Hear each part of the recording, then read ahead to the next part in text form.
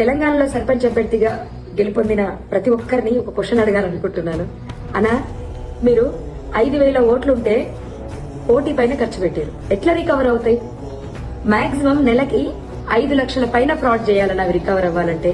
పోనీ రాష్ట్ర ప్రభుత్వం నిధులు ఇస్తుంది, మీరు పనులు చేసుకుంటే బిల్స్ వస్తాయి అనుకున్నా రాష్ట్ర ప్రభుత్వం దగ్గర నిధులు లేవు, మీరు పని చేసుకున్న బిల్స్ రావు.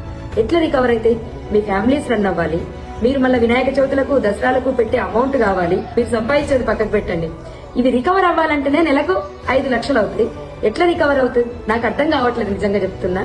3,000 ఇచ్చినోడు కోటు పడుతుంది, 2,000 ఇచ్చినోడు కోటు పడదు, ఫుల్ బాటిల్ దప్పినోడు కోటు పడుతుంది, హాఫ్ బాటిల్ దప్పినోడు కోటు పడదు, బిర్యానీలో మటన్ వేసినోడు కోటు పడుతుంది, చికెన్ వేసినోడు కోటు పడదు. ఇంత ప్రజలు ఉన్నప్పుడు ప్రజలు నాకు నిజంగా ప్రజలు అర్థం కాలేదు.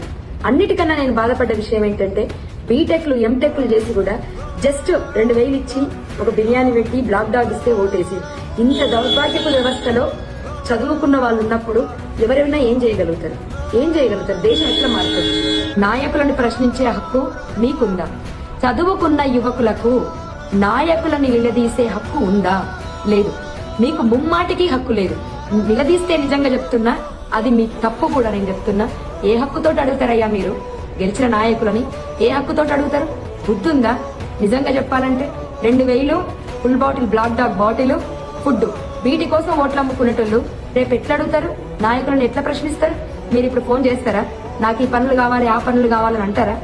మీరు చేస్తే వాళ్ళు ఎత్తుతారా? వాళ్ళ తప్పేముంది? నిజంగా చెప్పాలంటే వాళ్ళు బిజినెస్ చేశారు, మీకు ఓటు వాల్యూ ఇంతని చెప్పారు, మీరు అమ్ముకున్నారు. ఇంకెందుకు? ఒకసారి అమ్ముడు పోయిన తర్వాత ఇంకెట్లా అడుగుతారు మీరు? నిజంగా చెప్తున్నాను, నాయకుల తప్పు కాదు, ఓటర్ల తప్పు. నీ ధర్మానికి ఈడ వాల్యూ లేదు తల్లి, నువ్వు వద్దమ్మా అని చెప్పారు పెద్దలు.